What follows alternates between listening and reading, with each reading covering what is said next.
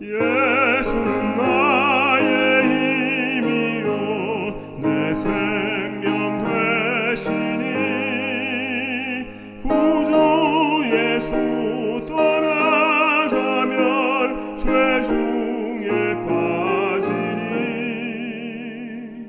눈물이 앞을 가리고 내 맘에 근심 쌓일 때 위로하리 누구시뇨 주 예수. 예수는 나의 힘이요 내 친구 되시니 그의 은혜 간구하면 풍성히 받겠네. 햇빛과 비를 주시니 추수할 곡식 많도다. 기쁜 열매 주시니는 주 예수. 예수는 나의 힘이요 내 소망 되시니 예수께서 재림할 때 곧 영생 얻으리. 한없는 복을 주시고 영원한 기쁨 주리니 나의 생명 나의 기쁨 주 예수.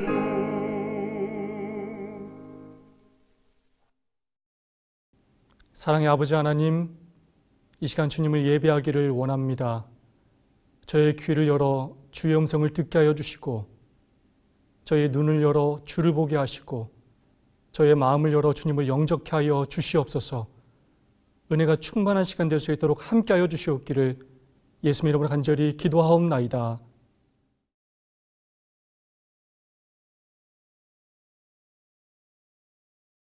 재림 성도 여러분 안녕하십니까?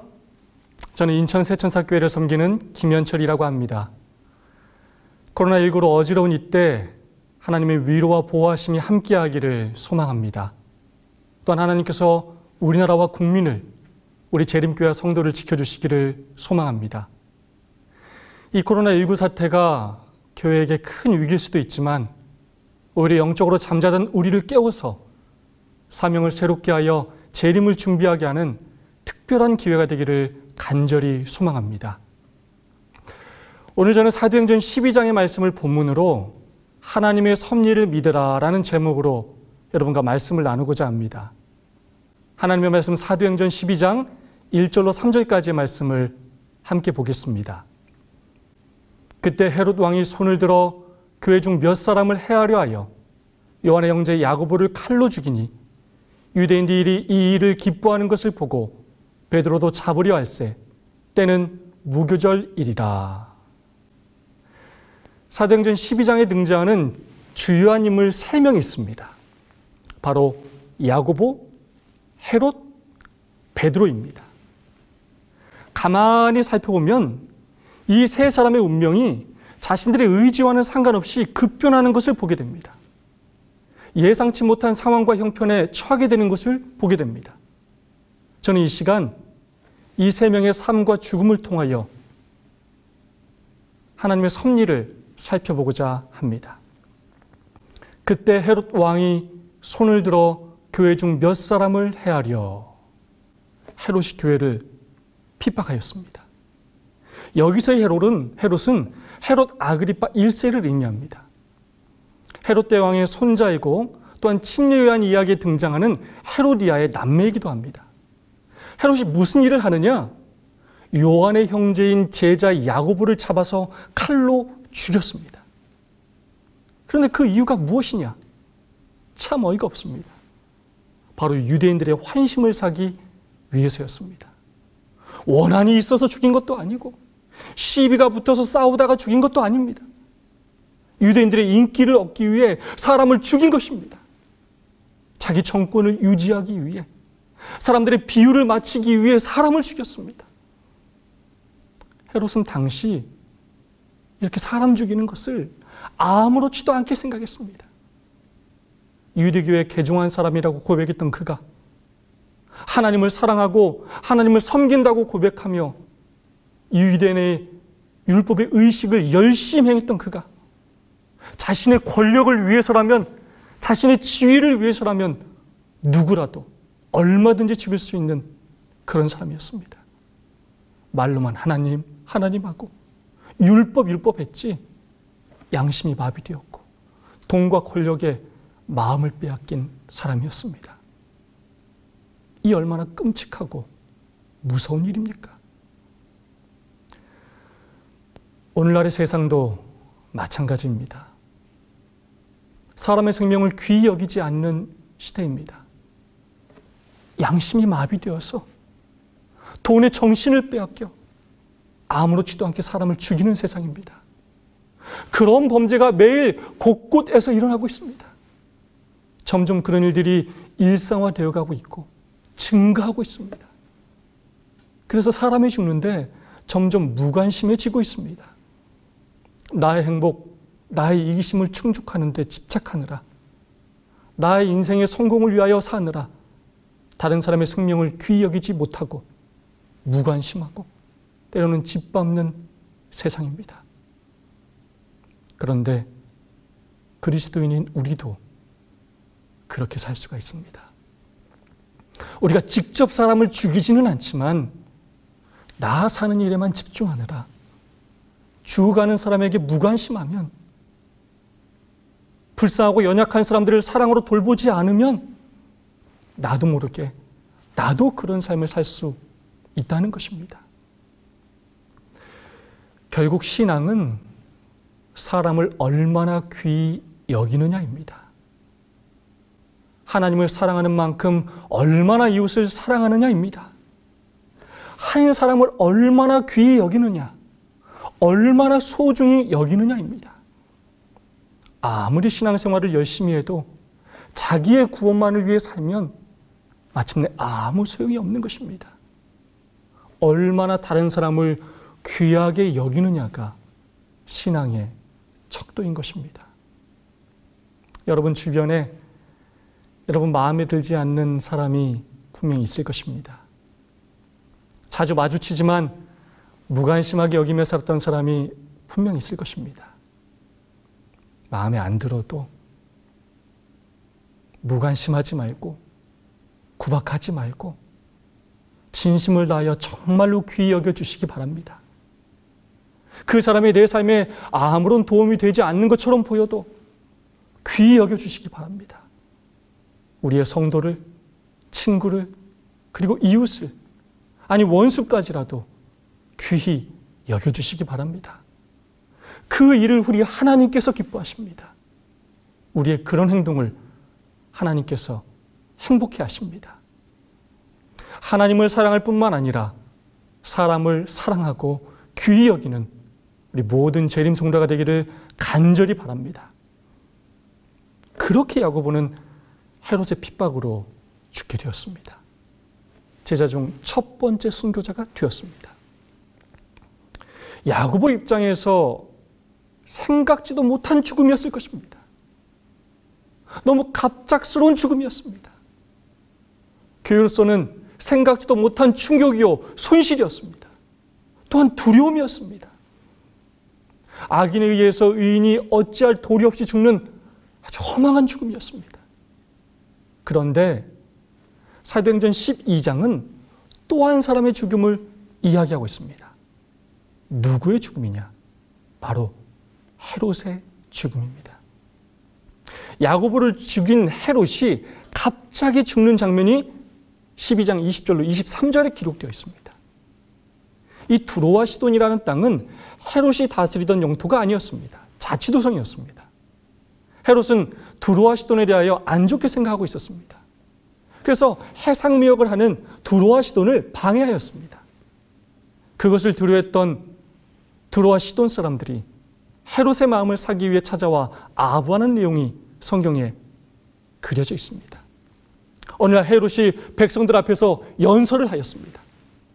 그때 두루하시던 사람들이 뭐라고 말했느냐? 야, 이건 신의 소리지 사람의 소리가 아니다 라며 공치사를 하였습니다. 그때 헤롯이 어떻게 했느냐? 성경은 이렇게 표현합니다. 헤롯이 영광을 하나님께 돌리지 아니하는 고로 주의 사자가 곧 친히 충이 먹어 죽으니라.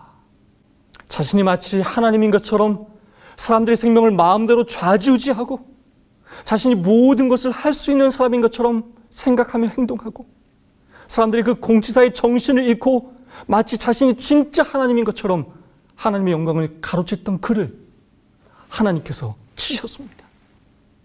하나님의 교회를 핍박하고 하나님의 성도를 죽게 한 그가 마침내 심판을 받게 되었습니다. 하나님께서 그에게 권세를 주시고 많은 기회를 주셨건만 끝내 하나님의 뜻을 거역하고 방해하였기에 그에 합당한 심판을 받게 되었습니다. 이 사건은 하나님을 거역하고 반역한 자의 최후의 모습을 우리에게 보여주고 있습니다.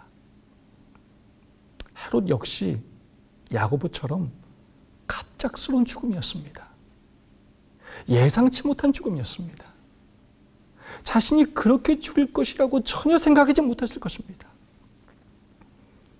그리스도인들을 죽이던 그가 이제 죽고 말았습니다.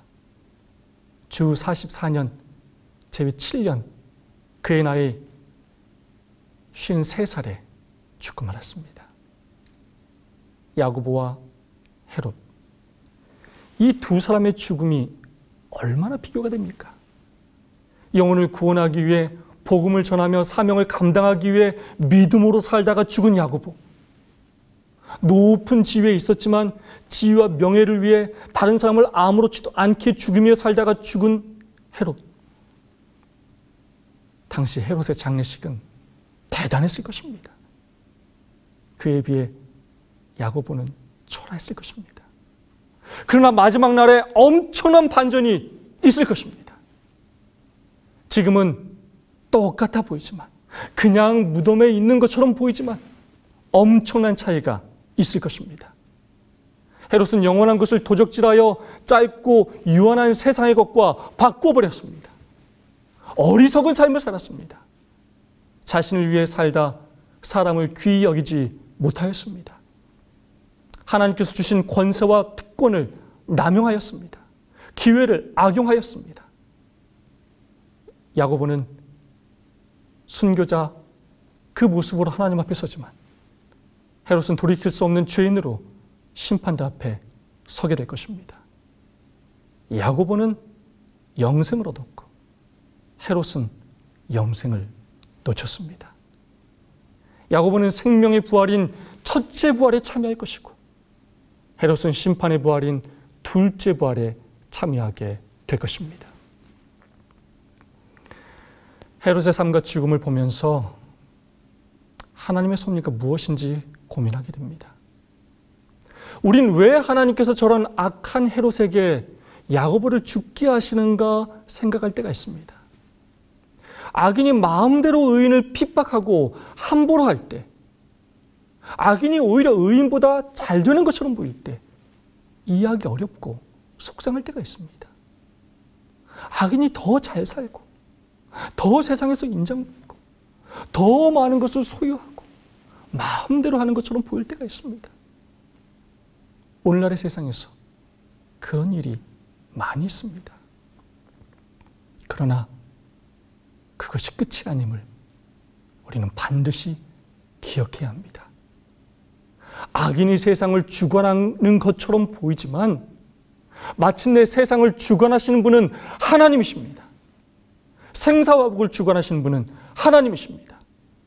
모든 악인은 반드시 하나님의 심판을 받게 될 것입니다. 악인들이 이 땅에서 얻은 그 모든 것들이 한순간에 사라지는 날들이 오게 될 것입니다. 그들이 무시하고 짓밟았던 그 의인들이 마침내 부활하여 영생을 얻게 되는 것을 보게 될 것입니다.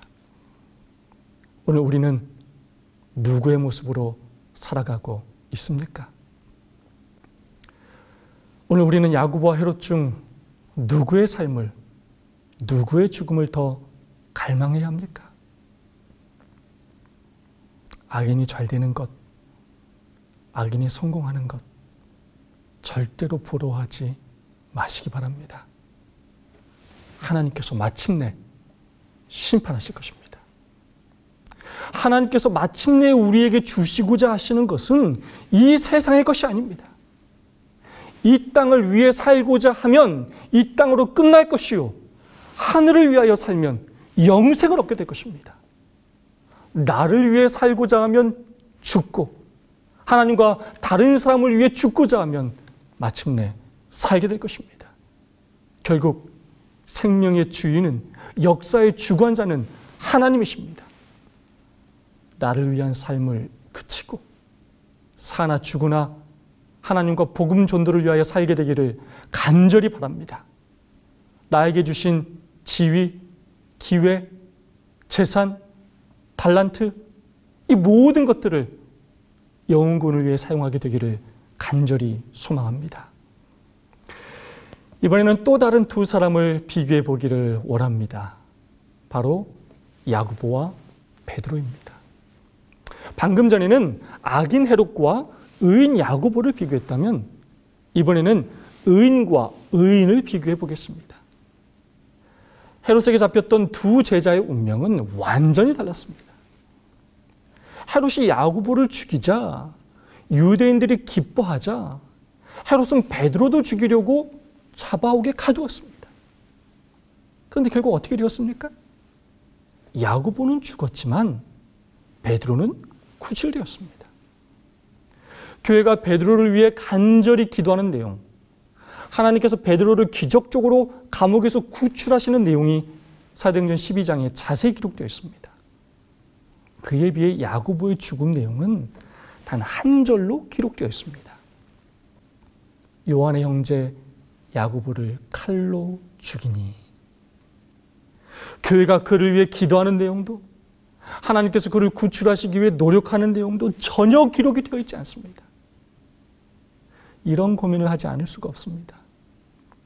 왜 하나님은 이렇게 하셨을까? 야고보보다 베드로를 더 사랑하셨을까? 야고보 때는 성도들이 기도하지 않았을까? 분명 그렇지 않았을 것입니다. 인간적으로 볼 때, 야고보의 그 입장으로 볼 때 얼마나 안타까운 일입니까? 왜 하필 제자 중에 제가 첫 번째입니까? 아직도 할 일이 많은데, 아직 죽고 싶지 않은데, 하나님께서 날 구해 주실 거야, 이런 생각을 하지 않았겠습니까? 왜 하나님은 당신의 충성된 제자인 야고보와 베드로를 다르게 대하신 것일까요? 하나님이 불공평하신 분이라 그럴까요?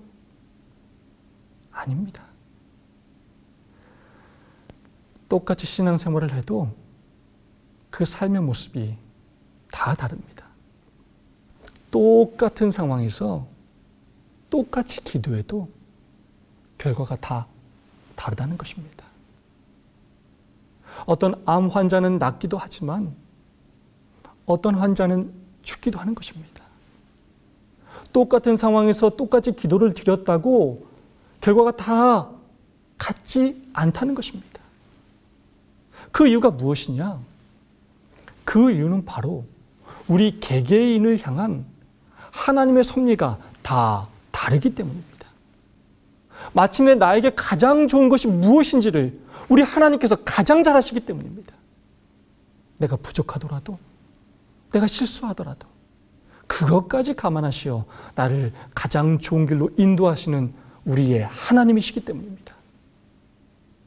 야고보를 향한 섭리는 바로 헤롯에게 죽게 하심으로 그 순교자의 피로 인하여 복음의 씨앗이 더 뿌려지게 하는 것이었습니다. 그 당시의 성도들은 이해하기 어려웠을 수 있습니다. 그러나 오늘 우리는 그 사실을 잘 알고 있지 않습니까? 베드로를 향한 섭리는 더 복음을 위해 봉사하다가 마침내 예수님처럼 십자가에 거꾸로 매달려 죽게 하는 것이었습니다. 그들의 삶의 여정도, 죽음의 때도, 죽음의 방법도 모두 달랐습니다. 그 둘을 향한 하나님의 섭리가 달랐기 때문입니다. 신앙생활을 하다 보면 왜 나에게만 이런 안 좋은 일이 일어나는가? 왜 저 사람은 기도응답도 잘 받는데, 저 사람에게는 좋은 일들이 많이 일어나는데 왜 나에게는 그런 일이 일어나지 않는가? 고민될 때가 있습니다. 그런 사람이 부러울 때가 있습니다. 그래서 마음속으로 하나님이 원망스러울 때가 있습니다. 도저히 나를 향한 하나님의 뜻을 이해하기 어려울 때가 있습니다. 바로 그때 우리가 할 수 있는 최선의 일은 하나님을 온전히 믿는 것입니다. 나를 향한 하나님의 섭리를 진심으로 믿는 것입니다. 나의 바람대로 기도가 응답되지 않아도, 결과가 좋아 보이지 않아도 나보다 나를 더 잘하시는 하나님께서 나를 더 좋은 길로 인도하신다고 믿는 것입니다. 보이는 것이 다가 아닙니다. 보이지 않는 것을 볼 줄 아는 그것이 바로 믿음입니다. 비록 무화과나무가 무성치 못하며 포도나무에 열매가 없으며 감람나무에 소출이 없으며 밭에 식물이 없으며 우리의 양이 없으며 외양간에 소가 없을지라도 나는 여호와를 인하여 즐거워하며 나의 구원의 하나님을 인하여 기뻐하리로다. 이 하박국 선지자의 고백처럼 우리의 삶이 야고보의 삶이 되든 베드로의 삶이 되든 서로 부러워할 것 없이 하나님께서 인도해 주시는 나의 길을 믿음으로 끝까지 걸어가게 되기를 간절히 소망합니다. 정말 감동적인 것은 야고보와 베드로의 태도입니다. 야고보의 순교 장면이 성경과 예언의 시내는 자세히 기록되어 있지 않습니다. 그러나 알렉산드리아의 교부였던 클레멘트의 기록에 의하면 야고보가 순교할 때 얼마나 용감하고 얼마나 거룩했는지 그 야고보를 재판정으로 데리고 가던 병사가 야고보의 믿음에 감동을 받았다고 전해집니다. 그 병사는 야고보의 신앙 간증에 감격해서 자기도 그리스도인이라고 고백하게 되었다고 합니다. 이로 인하여 두 사람은 함께 형장으로 끌려가게 되었는데 도중에 그는 야고보에게 자신을 용서하라고 간청했고 야고보의 축복을 빌었다고 합니다. 그때 야고보는 그에게 샬롬, 당신에게 평강이 있을지어다 라고 말하고 나서 그에게 입을 맞추었고 그들은 함께 참수되었다고 합니다. 야고보는 죽음을 전혀 두려워하지 않았습니다. 그 순간 하나님을 원망하지도 않았습니다. 그는 자신의 모든 것을 하나님께 내어 놓았습니다. 사는 것도 죽는 것도 모두 하나님께 내어 놓았습니다. 그것이 자신을 향한 하나님의 섭리임을 진심으로 믿었습니다. 그것이 자신을 향한 하나님의 가장 좋은 길임을 그는 믿었습니다. 그렇게 기쁨으로 받아들였고 두려움이 아니라 평안함으로 마지막을 맞이하였고 그 믿음과 그 모습으로 죽음 그 상황에서도 전도를 한 것입니다. 베드로도 마찬가지였습니다. 교회의 성도들은 두려움에 하나님께 기도하였습니다. 이에 베드로는 옥에 갇혔고 교회는 그를 위하여 간절히 하나님께 빌더라. 그러나 감옥에서 죽을 날을 기다리던 베드로는 전혀 두려워하지 않았습니다. 헤롯이 잡아내려고 하는 그 전날 밤에 베드로가 두 군사 틈에서 두 쇠사슬에 매여 누워 자는데 파수꾼들이 문 밖에서 옥을 지키더니 베드로가 처형당하기 바로 전날의 모습입니다. 베드로도 다음날 자기가 야고보처럼 죽을 것을 알았습니다. 4명의 군사가 2명은 베드로와 함께 묶여있고 2명은 서서 감시하였습니다. 죽기 전날, 다음날 내가 죽는다. 그런 마음이 어땠을까요? 두렵고 떨리지 않았을까요? 그런데 지금 베드로가 어떻게 하고 있습니까? 누워 자는데. 자고 있었습니다. 선지자는 이렇게 기록하고 있습니다. 천사가 감방에 들어가니 베드로가 누워 있는데 전적인 실내의 평화스러운 잠을 자고 있었다. 그날 밤에 온 예루살렘 교회에서 잠을 제대로 잔 그리스도인은 베드로밖에 없었을 것입니다. 이 얼마나 담대한 믿음입니까? 이 얼마나 전적인 신뢰입니까? 선지자는 이렇게 기록하고 있습니다. 베드로는 그 상황으로 인해서 겁을 먹지 않았다. 주님을 부인하고 나서 그가 제 위치로 돌아온 후 그가 위험을 당할 때 그는 아주 용감하였고 십자가에 달리시고 부활 승천하신 구주를 설교함에 있어서 고상한 용기와 담력을 보여주었다. 베드로는 그리스도를 위하여 그의 생명을 바쳐야 할 시간이 되었다고 믿었다. 베드로는 이제 죽음을 두려워하지 않는 사람이 되었습니다. 이미 자신을 죽은 자로 생각하였습니다. 이제 예수님 때문에 덤으로 사는 인생이라고 생각하였습니다. 그는 진실로 예수님께서 부활하신 것처럼 자신도 부활할 것을 믿었습니다. 영생을 믿었습니다. 그래서 목숨이 아깝지 않았습니다. 죽음이 두렵지 않았습니다. 그것이 하나님의 섭리라면 그 길을 걸어가겠다고 다짐하였습니다. 우리도 야고보와 베드로처럼 살았으면 좋겠습니다. 세상은 코로나19로 난리지만 미래에 대한 염려와 두려움으로 가득하지만 하나님의 섭리를 전적으로 믿으며 살았으면 좋겠습니다. 오늘 우리의 삶이 믿음으로 사는데도 생각지도 않은 궁지에 몰릴 수 있습니다. 어려운 일을 당할 수도 있습니다. 그때 하나님을 불신하거나 두려워하지 말아야 합니다. 어려운 일을 만났다고 너무 난리법석을 떨지 말아야 합니다. 그 일로 마치 죽을 것처럼 생각하고 행동하지 말아야 합니다. 죽게 하실 일이라면 죽을 것이고 살게 하실 일이라면 살게 하실 것을 믿어야 합니다.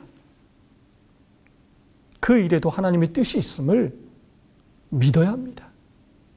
전적으로 하나님의 섭리를 믿어야 합니다.